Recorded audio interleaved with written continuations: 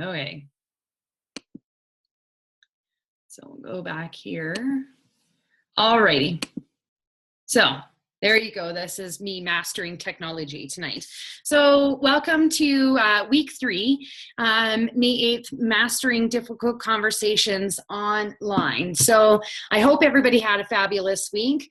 Last week's homework was really about finishing up those initial words. So we first found our initial words, then we kind of learned some more about how to avoid escalation. We did give further consideration of the disc profile of the other person as well as ourselves, and we started to be able to tailor those words to our specific difficult conversation. So lots of tweaking. And on the Q&A that we did last week, I had kind of followed up with an example of a difficult conversation that I was approached with, and some further discussion about obstacles and how to be able to avoid the escalation.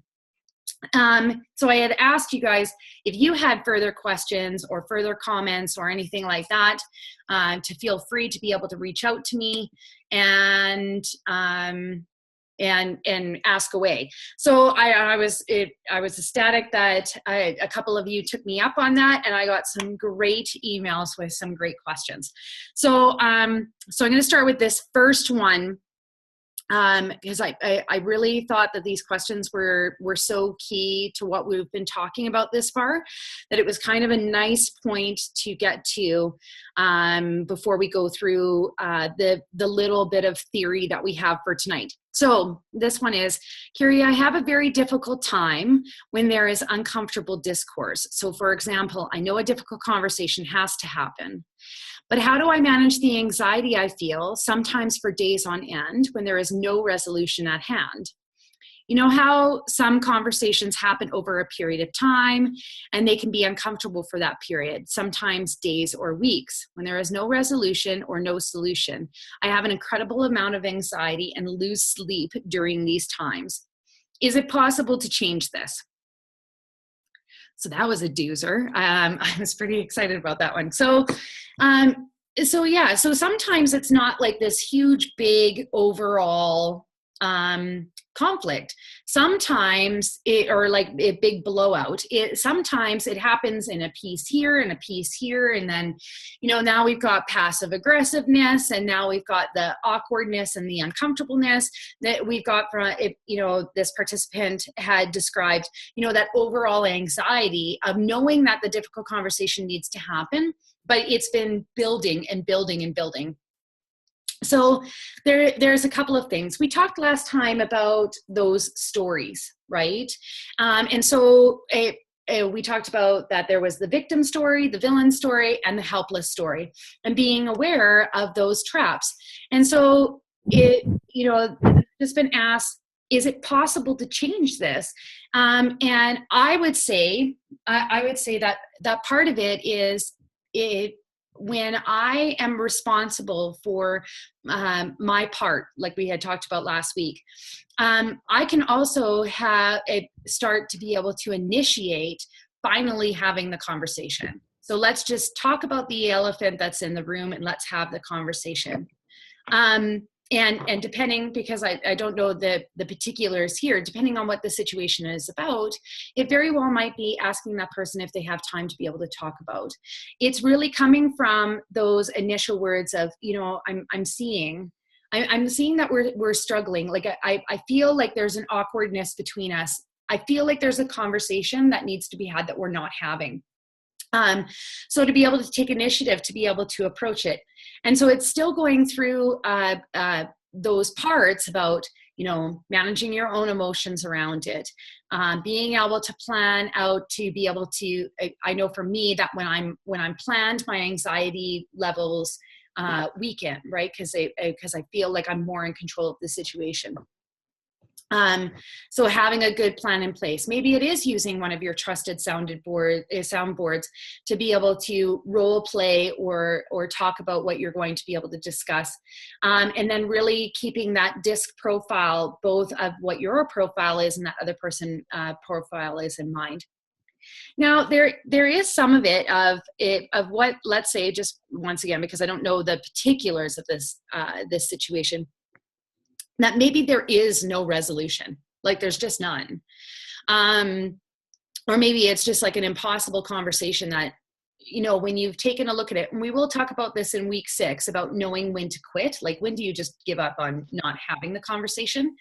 So if we've checked our story traps and we know that it's not a matter of that we've put an excuse to really start to have that conversation, that it's not a matter of avoidance or avoiding the difficult conversation because of the anxiety that we feel. I think it comes down to asking yourself, what do you have control over? And so when I ask myself that, it's my response, my reaction. So that might be the only thing that I have. So it might be about how I'm going to de-escalate this conflict or this passive aggressiveness that continues to build up, or, that there's a friction point every single time we have one, or maybe it's just a difficult boss that I'm never going to be able to have this conversation with. I own my part, right? So I keep my responses in check. I make sure that I'm not participating in the chaos. I'm not participating in the passive aggressiveness, that I am managing myself and my own emotions and my own reactions to the situation. And it is really about taking the high road, right? That I'm going to choose differently. Sometimes when you have no control, to ask yourself how you can be, what you do have control. Sometimes that next question too is, what do I have control over right now? Right. So in the heat of the moment, we had talked about having this conversation at the right time, right place.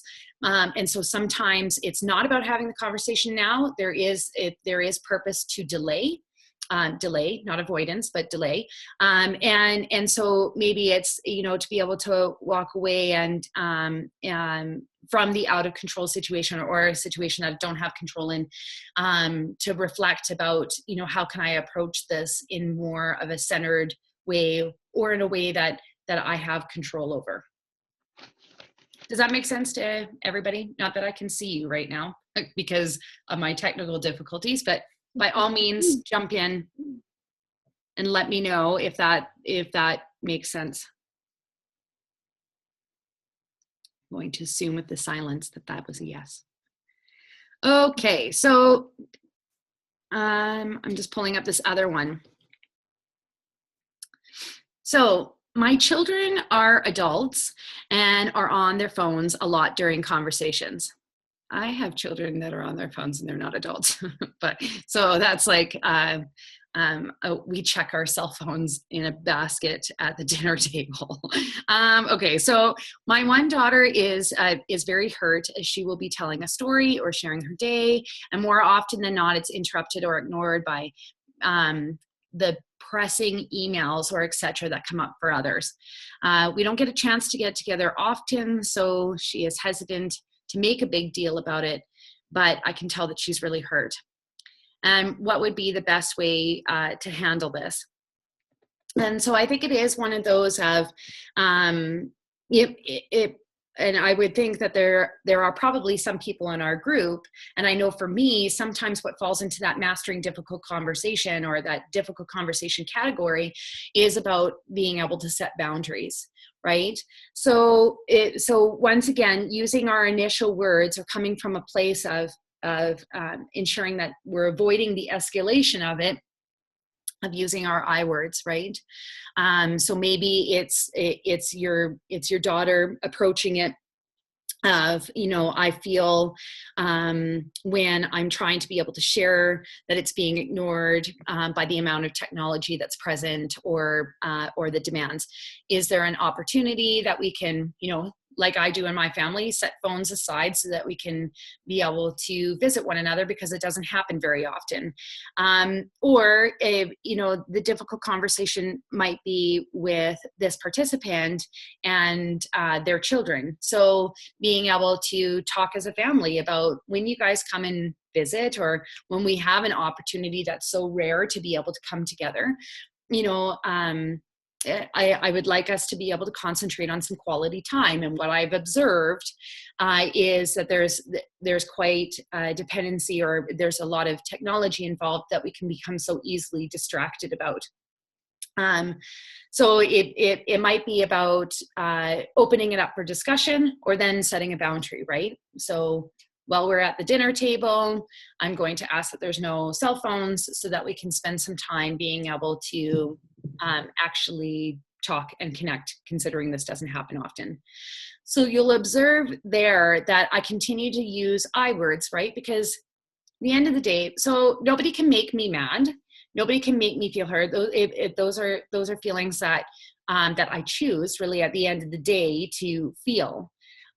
But it's also that nobody can argue with my feelings either. So when I come from an I stance, it helps me feel heard, especially for those of us that have feelings as a value of needing to be heard. That, if I keep it to I statements and I'm not blaming others for my feelings, then I probably have a greater likelihood of my feelings being heard from using the I statements.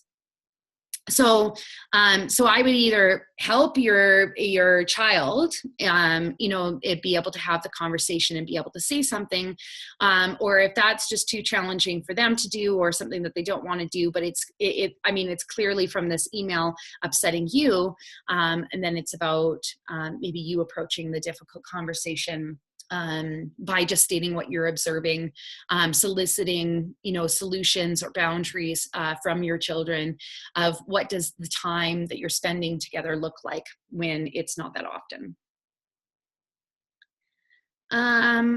Okay, so this other email was, I have a friend who is happy to share about her life, but does not seem to be able to hold focus if I share anything about myself. She can be quite abrupt and interrupts often, which indicates that she's not engaged. What is a good way to address this? So this is a great question. And I think I so relate to your friend. That's what I think. So I so relate to your friend. I would say that your friend is probably more leaning towards the I. And it's, I's have a tendency to be self-focused. They like to be able to talk detail. They like to be able to talk, period. They want to be able to engage, but they have a very hard time listening. And it's very interesting that this one comes up, because we're going to talk about listening styles, the 3 different listening styles tonight. So, but I also know, in the case of me being this I, and I've had difficult conversations being brought to me about this. I would even say that through school when I was younger, that this would have been some comments on those report cards. So it's about I don't know what I don't know. So sometimes I'm absolutely oblivious to it, right? And I really just don't know. And so I think that it's about approaching the difficult conversation of being able to share the feedback, right? And just being honest. But I would, like last week we had talked about part of that, having the empathy about putting yourself in somebody else's shoes is to assume that it's the best intent, right? So we had talked about that nobody wakes up in the morning and says, you know what, I'm just going to go ruin people's days today by being a jerk and monopolizing all conversation and being rude and interrupting and not caring about what happened in their life. It's only got to be about me. So I think it's assuming positive intent that they probably aren't even aware. And so to be able to position your difficult conversation or position initiating that from sharing your observations. And then once again, of being able to reflect about how it makes you feel, right? And having a tone of empathy, I think is that hey, Carrie, I'm going to use Carrie because this would probably be a conversation that happens to be. Hey, Carrie, I get really excited to hear all your news and what's going on and everything else. And I love to hear that. And I love being able to talk about that. But I have some really exciting stuff going on that I just don't feel that I'm given an opportunity to share with you. And I don't think that it's that you mean to. I don't even think that you're aware of it. It's just sometimes the conversations tend to be monopolized by you, or they tend to be focused about you.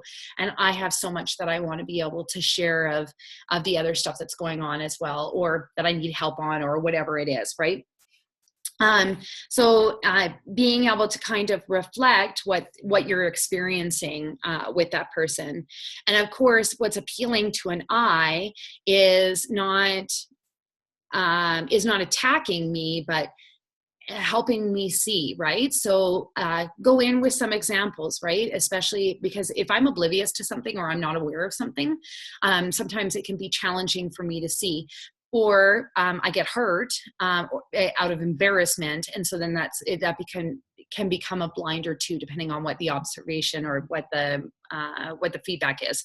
So it might be really good to come with some clear examples of that time last week, Carrie, when you were talking about, for the first time in a long time, the sunshine was out. I was really happy to hear that, but I really wanted to be able to share about the new job that I got, right? Like, or whatever it is, just to be able to show examples of how the person may have been more abrupt or interrupting. And then there's one more. Oops. Okay. So this one is, how do you know when it's a conversation you need to have with self and not with someone else? And that is such a great question too. So, part of what we had talked about over the last couple of weeks is when you go to sort out your own feelings, is about it. And when you kind of go through that checklist of even is there something that when you go through those stories, that story checklist of, am I pretending to not notice my role in the problem? Why would a reasonable or rational, decent person do this? Why should I do, or what should I do right now to move towards what I really want? When we start talking about personal responsibility, and when we talk about reflection of having some prep to these conversations, sometimes you do come to the tough conclusion that it's a conversation with self. So I'll give you an example, because they don't really give me an example of the particulars once again, but I'll give you an example of a conversation that one of my clients needed to be able to have, or what she thought she needed to have, but it was actually ended up being a conversation that she needed to have with herself. So had really come to me looking for some assistance, some coaching around her like young adult daughter who had some addiction issues, and the addiction issues were ongoing for a period of years, progressively kind of getting worse, that there would be lots of drama, lots of conflict, lots of turmoil. She had given me examples of, being able to, like, bailing out of jail, giving money, having it disrupt family events. So very, very classic, textbook addiction case. But this client wanted me to be able to give her the answers so that she could go and fix her daughter.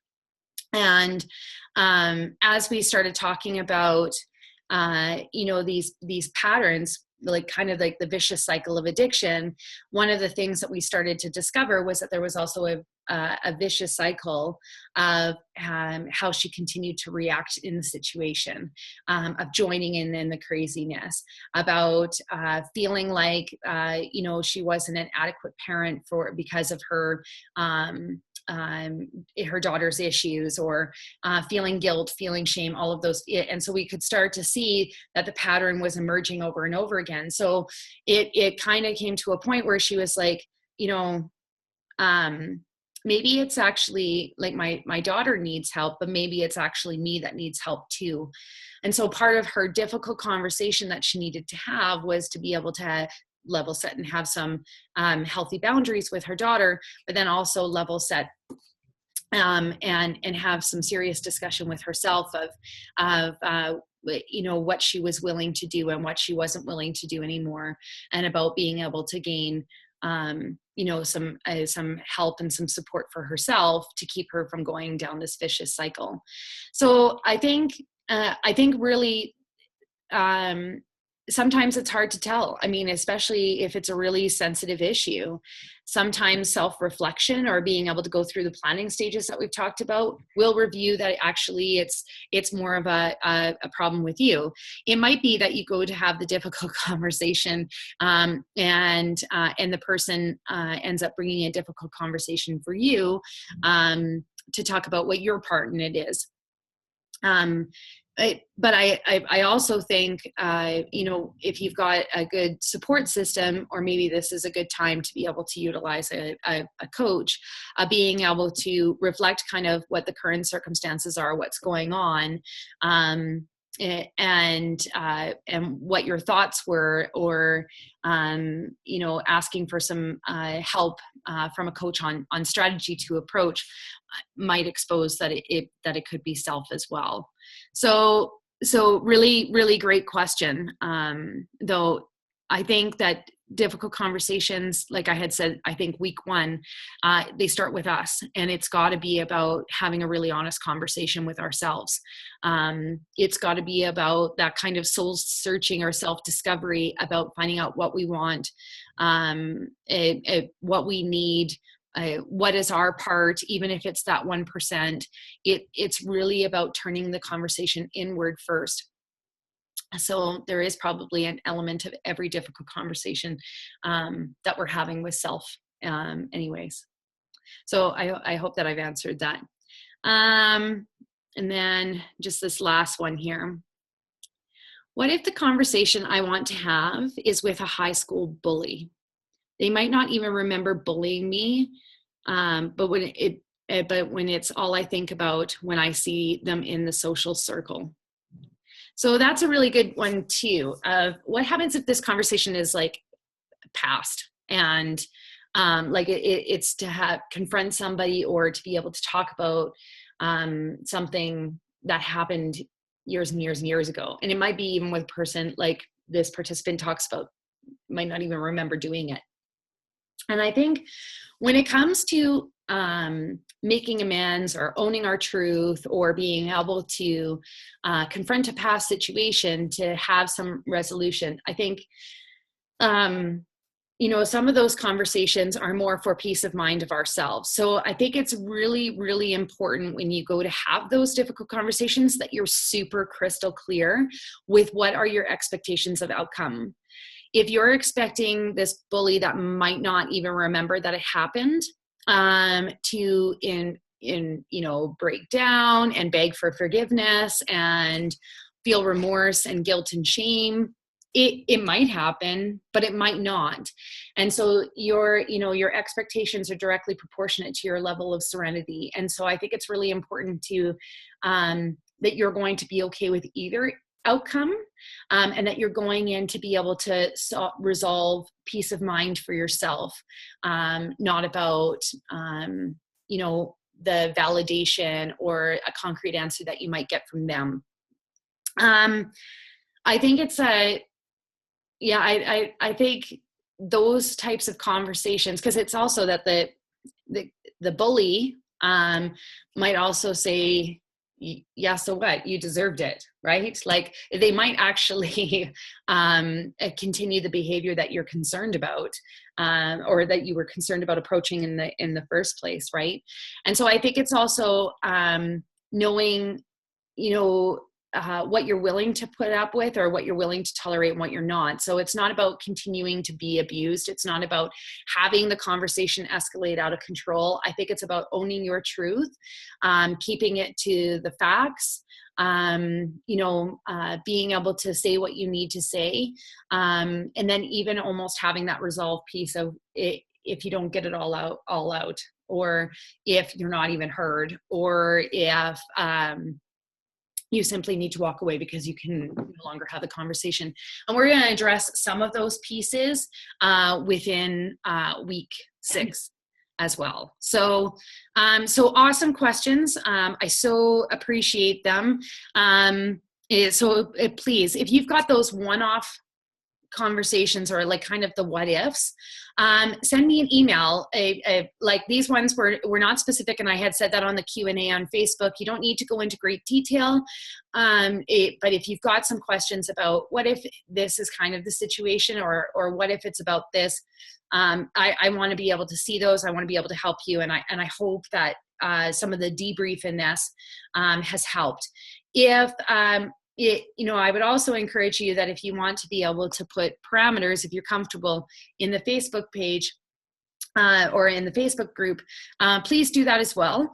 And we can be able to solicit some responses from other participants as well, right? So that's just my coaching perspective, but so it doesn't make that right or wrong. There's lots of different ways to be able to approach difficult conversations. I just try to share with you what my experience has been, what's been successful for me, what's been successful for some of my clients, and then also some of the experience that Christopher and Kyle have shared as well. So I really hope that I've answered those questions. Like I said, keep them coming in because I want to be able to continue to answer those. So with that, some of them really talked about listening, and listening styles is what the 3 types of listening is what we're going to talk about tonight. So, listening's kind of key because it's part of the other part of communicating, right? So we've got the sender of the message, but we need to be able to hear that message. And we really talked about at the beginning of the basics of communication, how fragile it is for misinterpretation.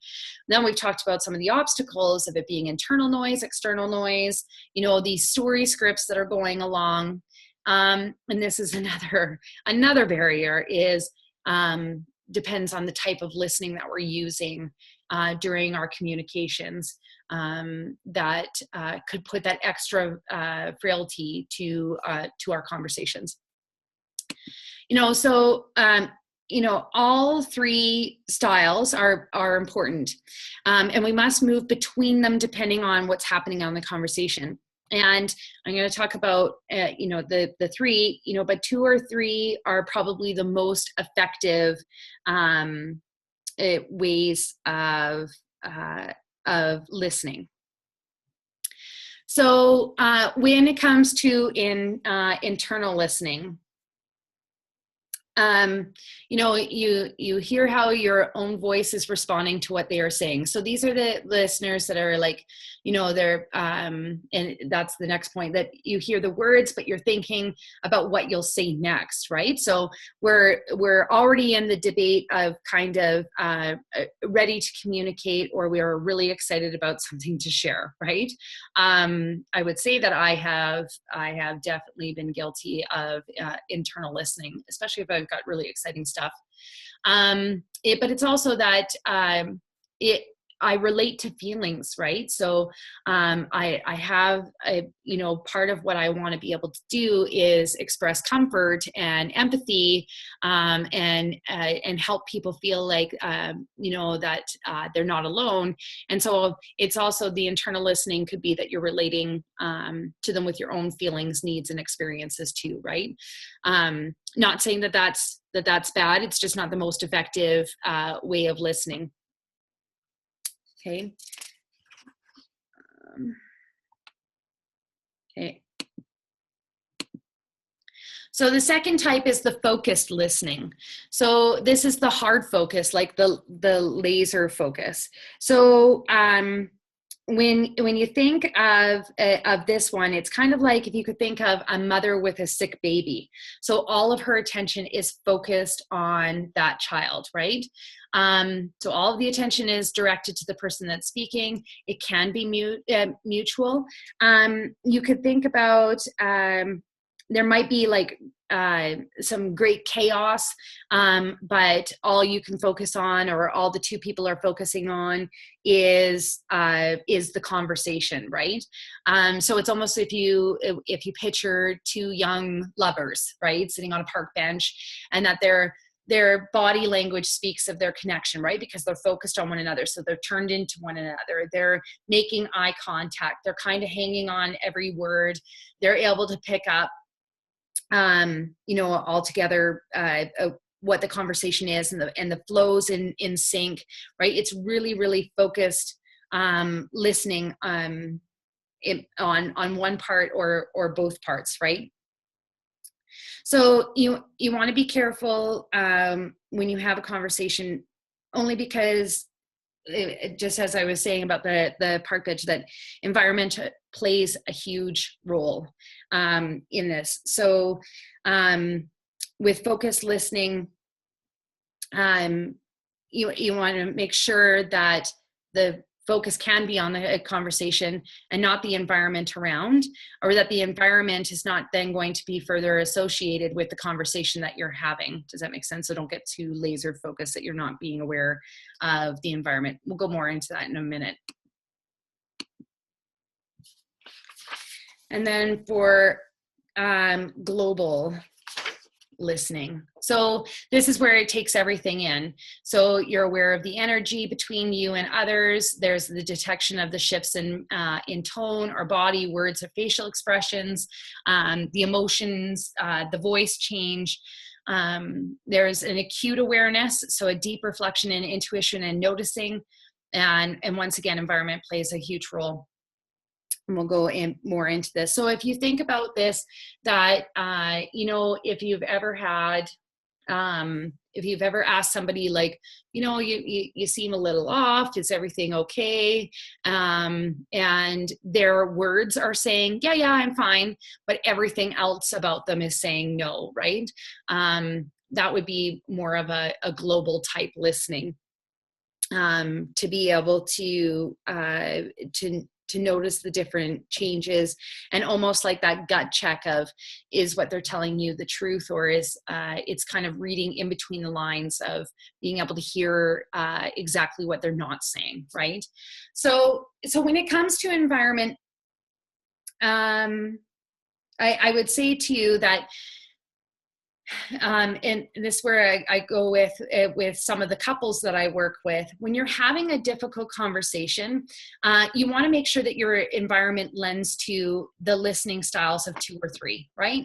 So a place that you can have, if it's a more intimate conversation, a more a quiet atmosphere for you to be able to have it, because it's either sensitive in information, sensitive to feelings, depending on what that conversation looks like. Is important, right? But at the same time, it can be strategic too, okay? So for instance, I used to work with a manager, just before I get into my married couples, I used to work with a manager that I really, really struggled having difficult conversations with him, or having to be able to talk to him or give him feedback when we were in an office environment, right? So that there seemed to be a bit of a territorial feel. He was a very, very high D, really had a hard time taking some feedback, because it involved, usually the feedback involved him needing to be more sensitive and hearing his people out. So I used to purposely schedule our meetings offsite. So we would go to a coffee shop, or we would walk from the office. There was a coffee shop across the way, to go get a coffee. A change of scenery helped him kind of come out of his D mode. and be more open in more of a neutral environment, a neutral territory, to be able to hear what I was talking about. It also gave me a different environment to be able to observe him in. So knowing that it wasn't about that he was a jerk or he was a bad guy, it was literally just about the environment change helped him, slow down, come out of kind of work hat, to be able to hear me what I was talking about. The couples that I work with, I talk about, don't argue or have a difficult conversation in your bedroom. And it's because unless you want to be able to associate difficult conversations with your bedroom, which I'm sure that most couples don't want that association of negativity, don't have it there. And in fact, to most of my couples, I talk to them about going out into open spaces. I talk to them about when it's a really challenging to maybe use as a strategy to avoid that escalation, to be able to hear each other. I tell them to go to a coffee shop because people are more reserved with their tones. It also forces us to listen in a deeper way, right? Some of the cues that we give one another when we're in a social environment also helps. So with 2 or 3, we want to be able to engage in our listening, have focus in our listening, so that we're kind of picking up those non-cues in 3, but really the details or really validating the other person by making them feel heard with our style 2. So in 2 and 3 is probably the best way to avoid the conflict, the best way to be able to express feelings and be heard. It's also the clarity of understanding. So getting to a mutual place of understanding through those 2 types of listening. And then number 1, obviously, is the less effective one, and it's up for a whole lot of misinterpretation or concerns coming forward. So listening is a big part of our communication. I would say, I'm just going to go back to 1 for a sec. So just to give you more examples on this would kind of be like, somebody's talking to you and you might be saying something like, I had an experience just like that. Or it could even be that internal story, that internal script of, and I get this way sometimes with my oldest brother, who's very analytical. And I mean, the guy is very, very smart and knows a lot of stuff, like science-based stuff, but more on like the nuclear science stuff, where I'm like the emotional, like psychology, science stuff. So when he talks, that sometimes I can get into my head of, I have no idea what you were talking about. I don't know how to respond to that. I don't want to look like an idiot by asking you what that is. Should I know this or not? And so I already have like this internal dialogue that's preventing me from hearing at all. So this can even be I'm hungry and it's been a while since I ate, or what you ate for breakfast, kind of that internal ongoing dialogue about the conversation, or even a totally different conversation with yourself. And so when I had given the example about this sick mother, this one would be really good too, that when, I know for me that when, I think I just said sick mother, and I think I meant this mother of a sick baby. But in my house, when things get really quiet, something's up, right? Something's up and I need to go investigate what's going on. But, this particularly used to happen with Darius when he was a baby, that, I could hear his cry, from quite a distance away, but it was also that I could distinguish his cry in a room full of crying babies as well. So it's that type of focused listening of being really able to pick up on it. And then just another example of global listening is, it's kind of like these people, when you say, I don't know if you guys have ever had this circumstance. I've had this happen to me before, where you go to say something really funny and you say it and it doesn't land the way that you think it does. So it's more like putting your foot in your mouth. So when you're using that global listening, not about having the bad sense of humor, which sometimes I have, it's more about being able to pick up on the cues, that the humor, like that nobody found my joke funny, right? So it's being able to communicate and then listen for feedback, even if it might not be verbal. So does that make sense to everybody? I'm going to escape out of this because I feel like I'm blind tonight, not being able to see. There you all are, you beautiful people. So I guess it's, does anybody have any questions about those three types of listening? Or maybe it's the other questions that I talked about tonight.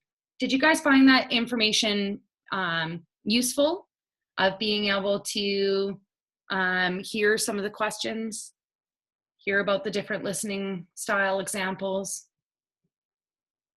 So, okay, good. So I really want to, now I have to go back into this. Susanna, I was telling them before, I had technical difficulties tonight that I can't figure out how come my screens are all messed up tonight. So I will figure that out for next week.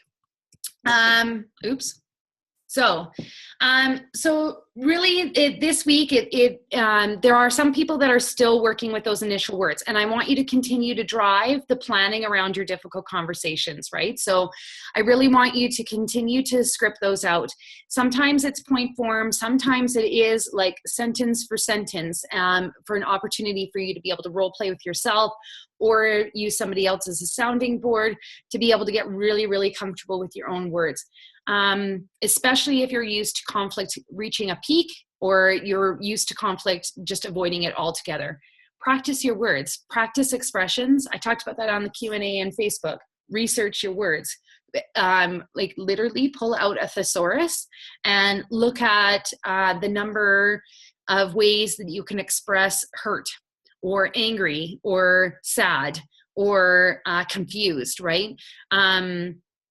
Especially if you've attempted to have this difficult conversation before and you haven't felt like you've been heard.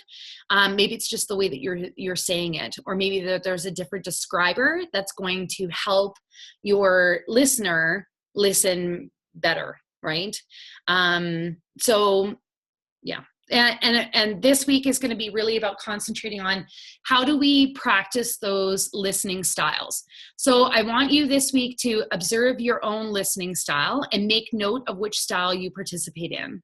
So, you know, just in case you guys think that this is funny, because I just like that this is funny right now, is that this would be a really good way to track your internal listening style. Because if you're having a conversation, you're like, oh, I wonder what learning style I'm in.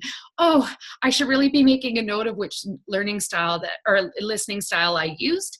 That would be internal listening. So I just want you to be aware of it. Like, just reflect, you know, maybe at the end of your day, you know, kind of different conversations that you had throughout the day, and which was the listening style that you used, and does it work for you? Did it not work? Did it make things tricky? Did you really hear what you needed to hear out of that conversation? Did you gain what you needed to gain out of that conversation? Where there in reflection times that you didn't pick up on things that now that you think about it, you know, when I asked Johnny how he was, he said good, but his arms were crossed and his face was red, right? So just really be aware of that and observe your own listening style. And then to be able to answer this question for yourself too, does your listening style play a role in your difficult conversation? So one of the participants had asked, how do you know if the difficult conversation is with yourself?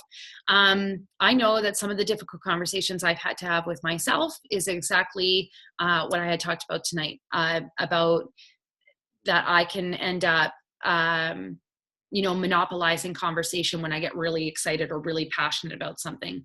I can end up getting really defensive when I'm hurt or when I'm embarrassed, right? So, and really when those feelings come up, I can change listening styles in a heartbeat, right? That I go from being really focused, kind of like that lover's listening style, especially with my lover, with my spouse, have him say something that I may have misinterpreted or that I feel hurt by or agitated by, and I've automatically flipped to internal listening. So does your listening style play a role into your difficult conversations? And then I also want you to observe listening styles of those around you. So which style are they participating in? So and how does listening play into conflict? So I like to people watch. It's one of the things that I like to do, and I like to observe communication. I mean, I'm fascinated with what makes people tick in the first place, and I'm fascinated by how we develop relationships. What's the distinction between healthy relationships and those relationships that can end up being or having more of a negative impact or more drawing impact on our lives, or even to the extreme of toxicity. So what does that, when I observe people and when I see them in their elements and when I'm watching them communicating, what kind of listening styles are they using? And can I see how listening really plays into conflict? So some of it's fascinating. Some of you might all of a sudden decide that you're going to totally be relationship coaches after you start watching all of these people have these different conversations with one another. And just as a final note, what I was going to say is, I think our number one barrier to conversations and being able to feel connected enough, that we trust enough to have those difficult conversations, to have conversations that really matter, to own our own truths, to step away from feeling uncomfortable, or learning how to be comfortable in our discomfort and have honest conversations with people, even if they are difficult. The number one barrier is technology, our cell phones, the constant distraction. And I think more and more, I really see it with my kids, of how much technology that they use at school, and that it's fascinating and it's efficient and it's productive and they're learning so much, but that so much of their communication happens in text form or email form or whatever, instead of the face-to-face interactions or the connections that really it comes down to our basic human needs of being able to want and have. So I hope that you guys have gotten something out of understanding more about listening styles and those questions that we reviewed. And to keep your questions coming. So I will be going live on the Facebook group with some more examples about listening styles, as well as an opportunity for you to observe. This is just a hint. It's a surprise. I'm not telling you anymore. But to observe listening styles at play too. So anyways, I hope you guys have a great week. We'll see you Thursday, as long as Facebook's cooperating with me this week, live in Facebook. And until then, send me an email, give me a call if you want to talk about anything further. Awesome. Have a great night, guys. Thanks so much. Thank you. Okay. Bye.